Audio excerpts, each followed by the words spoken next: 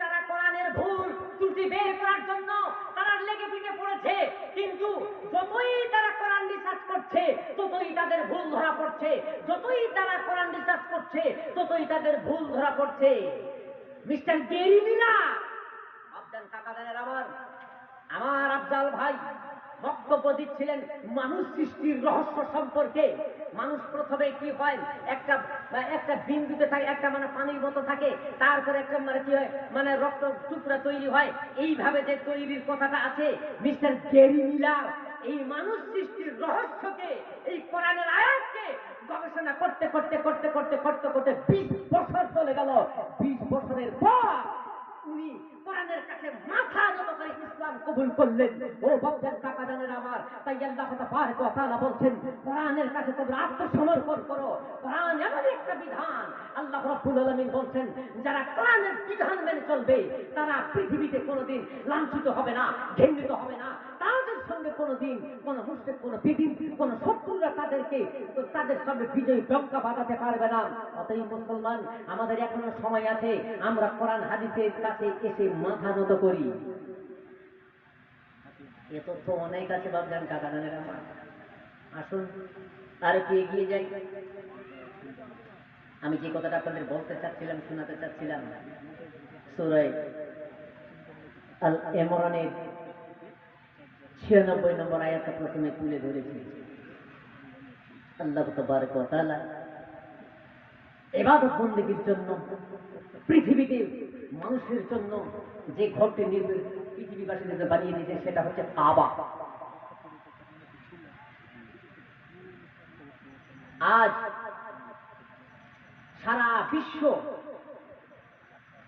ইসলামের বিরুদ্ধে লেগে পিঠে পড়েছে, মসজিদের বিরুদ্ধে লেগে পিঠে পড়েছে।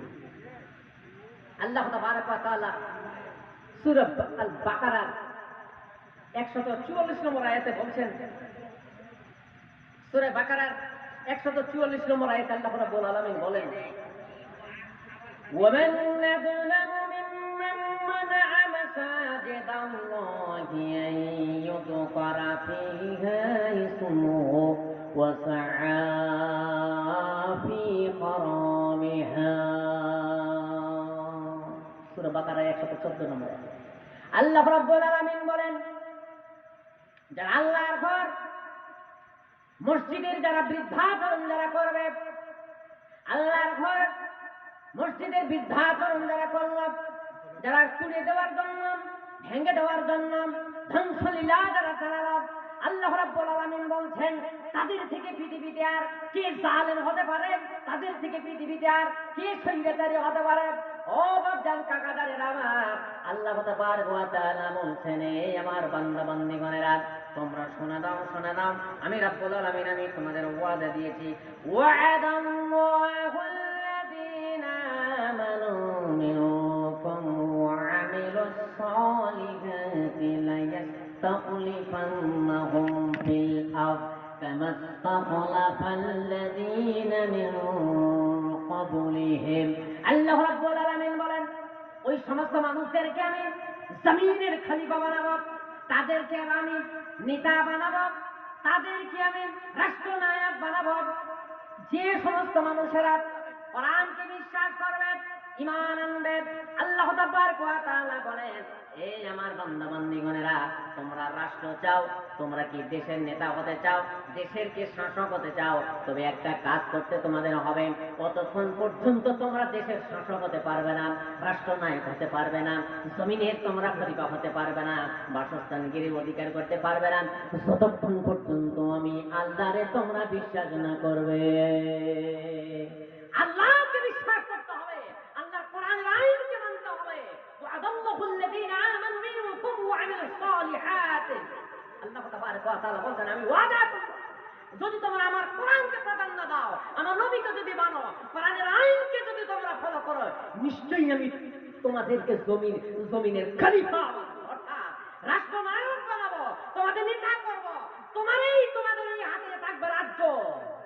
কিন্তু মুসলিমদের হাতে কেন নেই? আর কেন নেই? মুসলিম কেন মার খাচ্ছি? যে আমরা কোরআন থেকে দূরে সরে গেছি। আমরা কোরআন থেকে দূরে সরে গেছি, যার জন্য আমাদের অবস্থাটা তাই।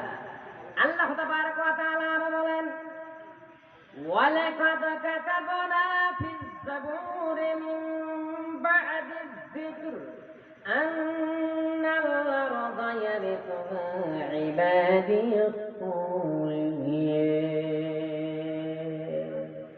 আল্লাহ রাব্বুল আলামিন বলছেন, এই আমার বান্দা বান্দীগণেরা, সূরা আল আম্বিয়া 105 নম্বর আয়াতে আল্লাহ তাবারক ওয়া তাআলা বলছেন যে জাবুরের ভিতরে, ওয়ালাকাদ কাতাবনা ফিজ যাবুরি মিন বা'দিয যিকর আন্নাল আরযা ইয়ারিসুহা ইবাদিয়াস সালিহিন। এখানে এই কথাটাই বলছেন যে জাবুরের ভিতরে এ তথ্য এবং তত্ত্ব দেওয়া আছে যে মানুষেরা যদি ইসলামকে যদি মান্যতা দেয়, কোরআনকে যদি মান্যতা দেয়, আল্লাহ রাসূলের বাণীকে যদি একটে ধরে, নিশ্চয়ই আমি তাদেরকে কি করব, এই জমিনের বাদশাহ, এই জমিনের মালিক বানিয়ে দেব। তারা এই জমিনে রাজ চালাবে। আজ মুসলমান লাঞ্ছিত, মুসলমান ঘৃণিত। কেন? কারণটা কি? যে আল্লাহর কোরআন থেকে দূরে সরে গেছে। ও বাপজান, কাকা জানারা, আসুন একটু আর এগিয়ে নিয়ে যাই। একটা হাদিস বলেছিলাম, লা তুসাদ্দুর। বক্তব্যটা অনেক লম্বা আছে, যেহেতু আমার 12:30 পর্যন্ত ছিল, কিন্তু পরে আমাকে একটু নোটিশ দিয়েছে যে 1টা পর্যন্ত। যাই হোক, এই সময়ের মধ্যে যতটুকু পারে আলোচনা করছি। আর 12:30? আচ্ছা, ঠিক আছে, ঠিক। কারণ যেহেতু প্রধান বক্তা সাহেব আছেন, উনাকেও টাইম দিতে হবে। বাপজান, কাকা জানেন আমার, তো আজকাল এই মাদ্রাসাগুলোর কালেকশন, আমাদের ওদিকে আমাদের মাদ্রাসার 7-8 তারিখে জলসা আছে, তো হাইলাইট কালেকশনটা কিন্তু আগে হয়ে যায়। তো আপনাদের এদিকে আরো বেশি একটু সিস্টেম ভালো। আমি এবার দিয়ে 3য় বার আমার এই মাদ্রাসা জলসা আসা হলো। তো ওইবারও যখন এসেছিলাম, আমাকে কিন্তু মনে হয় 12টার পরে এইভাবে দেওয়া হয়েছিল, তখন একটু শ্রোতার সংখ্যা কম পেয়েছিলেন। আর আজ তো একটু পরিবেশটা একটু অন্যরকম, যার জন্য মানুষেরা যেই টাইমে হতে বের হবে সেই টাইমে একটু চমকিয়ে দিল। আলহামদুলিল্লাহ, অনেকে আমরা এসেছি, অনেক চলে গেছি, তো আর বেশি সময় নেই। এই সময়ের মধ্যে দুই একটা কোরআনের দুই একটা হাদিস আমি আলোচনা করছি। বাপজান, কাকা জানের আমার, আল্লাহ তাবারক ওয়া তাআলা রাসূল বুখারী হাদিসের মধ্যে বলছেন, লা তুসাদ্দু রিহাল ইল্লা ইলা সালাসাতি মাসাজিদ। পৃথিবীতে এমন কোন মসজিদ নাই, আল্লাহর ঘর নেই, যে আপনি নেকির উদ্দেশ্যে বাড়ি থেকে সফর করে আপনি ওই মসজিদ সফর করে চলে যাবেন 3টি মসজিদ ছাড়া। 3টি মসজিদ ছাড়া সারা পৃথিবীর মসজিদ এক। ওই 3টি মসজিদকে কেন্দ্র করে আপনি যদি নেকির উদ্দেশ্যে যদি সফরে বের হয়ে যান, তাহলে জায়েজ আছে। নাম্বার 1, একটা মসজিদ হচ্ছে যেটা বাইতুল্লাহ, কাবা, আল মসজিদুল হারাম। দ্বিতীয় মসজিদুর রাসূল, দ্বিতীয় হচ্ছে আল্লাহ রাসূলের মসজিদ, যেটা মসজিদে নববী। তৃতীয় হচ্ছে আল মসজিদুল আকসা, মসজিদে আকসা, যেটাকে নিয়ে দ্বন্দ্ব চলতেছে। বাপজান, কাকা জানেন আমার, এই বিষয়ে অনেক কথা বলার ছিল। আল্লাহ তাবারক ওয়া তাআলা মুমিন মুমিনাদের জন্য এই পৃথিবীটাকে মুমিন মুমিনাদের হাতে দিয়ে দেবেন, বাদশাহী দিয়ে দেবেন। আপনি খেয়াল করতে পেরেছেন, আল্লাহ রাব্বুল আলামিন কোরআন যারা মানে, ইসলাম যারা মানে, কোরআনের আইনকে যারা ফলো করে, তাদেরকে আল্লাহ পাক কি দ্বারা সাহায্য করতে পারেন? বাপজান, কাকা জানেন আমার, ইসলামিক যুগে আপনি ধারণা করতে পেরেছেন, ইউসুফ বিন নূনের যুগে এমন খ্রিস্টানদের সঙ্গে, বিজাতিদের সঙ্গে যুদ্ধ বেঁধে গেল। তারা কি করবে? মসজিদে আকসা তারা দখল করবে। বাপজান, কাকা জানেন আমার, মুসলিম সৈন্যদের সঙ্গে আর বিধর্মীদের সঙ্গে যুদ্ধ বেঁধে গেল। এবার শুক্রবার দিন চলে যায়, তারপরের দিন যদি যুদ্ধ হয়, তাহলে মানুষের না জানি মুসলিম সেনা সৈন্য দলের তাদের পরিকাঠামোটা কেমন থাকবে না থাকবেন।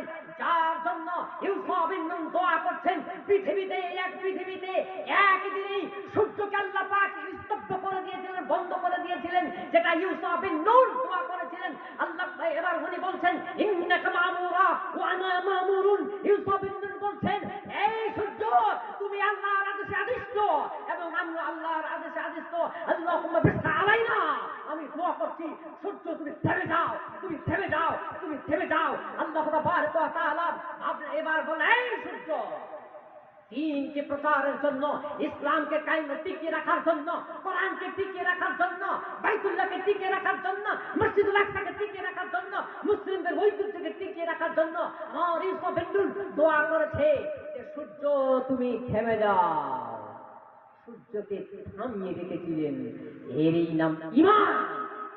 ও বাচ্চান কাকাজানেরা আমার, যে আল্লাহ তাবারক ওয়া তাআলা সূর্যকে থামিয়ে রাখতে পারেন, যে আল্লাহ তাবারক ওয়া তাআলা আল্লাহ পাকের রাসূল দোয়া করেছেন শাহাদাত আঙ্গুলির ইশারায় চন্দ্রকে দ্বিখণ্ডিত করে দিতে পারেন, যে আল্লাহ তাবারক ওয়া তাআলা পাথরকে কথা বলাতে পারেন, সেই আল্লাহ তাবারক ওয়া তাআলা হাতও আছেন।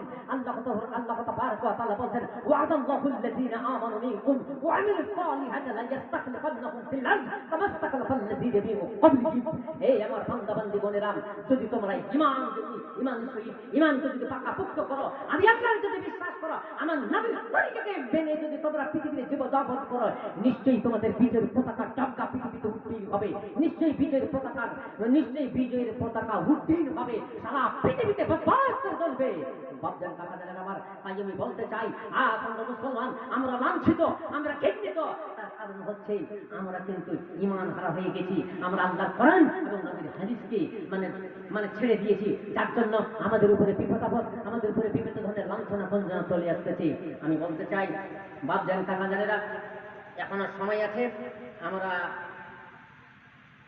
একটু আল্লাহ রাব্বুল আলামিনের কোরআনের দিকে ধাবিত হই, আল্লাহ রাসূলের হাদিসের দিকে ধাবিত হই। আমরা আল্লাহর নবীর মাদ্রাসাতে নির্বিঘ্নে নির্দ্বিধায় আমরা দান করব। হযরত উমর ফারুকের মতো, আবু বকর সিদ্দিকের মতো, খাদিজাতুল কুবরা রাদিয়াল্লাহু তাআলা আনহার মতো। বাপজান কাকাজানেরা, সময় আর আমার সাথ দিচ্ছে না। ইনশাআল্লাহ হায়াতে বেঁচে থাকলে পরে আবার আলোচনা হবে। কতগুলো পয়েন্ট আমি তৈরি করে নিয়ে এসেছিলাম। হাগানা বাহিনী কখন তৈরি হলো, এবারে হামাস বাহিনী কখন তৈরি হলো, পিএলও কখন হলো, কখন ইসরায়েলের রাষ্ট্র কখন কায়েম হলো, জাতিসংঘ কখন হলো, সব লিস্ট ছিল। আজ আমি বলতে পারছি না। বাপজান কাকাজানেরা, আমার বেঁচে থাকলে অন্যদিন আবার আলোচনা হবে। I am completing my speech by this sentence. বক্তব্য এখান থেকে কি করলাম, বলার মধ্যস্থলে ভুল ত্রুটি হলে আমাকে সংশোধন করে দেবেন এবং দোয়া করবেন। আর একটা দোয়া আমি আপনাদের কাছে, এটা যেখানে সেখানে আমি চাই, আমার কিন্তু ডান চোখটা 100% কিন্তু নষ্ট হয়ে গেছে। আমাকে ডাক্তার এই বক্তব্যের ফিল্ডে এই যে মাইক্রোফোনে কথা বলার জন্য নিষেধ করেছেন, অ্যান্ড্রয়েড ব্যবহার করার জন্য আমাকে নিষেধ করেছেন। অর্থাৎ আমার গ্লুকোমা হয়, আমি যদি এই বাম চোখে হাত দিচ্ছি, ডান চোখে বিন্দু মাত্র দেখতে পাই না। কলকাতা সস্তুতে চিকিৎসা, বেঙ্গালুরুরও চিকিৎসা করেছি, বর্তমানে এখন নেপালের চিকিৎসা চলছে, কিন্তু 100% ফিক্স হয়ে গেছে। আপনারা দোয়া করবেন যেন আমার চক্ষু আল্লাহ পাক ভালো করে দেন, সুস্থ যেন থাকতে পারি। হে আল্লাহ, তুমি আমাদেরকে সুস্থতা দান করুন এবং সকলকে আল্লাহ তুমি দ্বীনের উপর অটল থাকার আল্লাহ তুমি তৌফিক দান করুন। সকলে বলি আল্লাহুম্মা আমিন। আসসালামু আলাইকুম ওয়া রাহমাতুল্লাহি ওয়া বারাকাতুহু।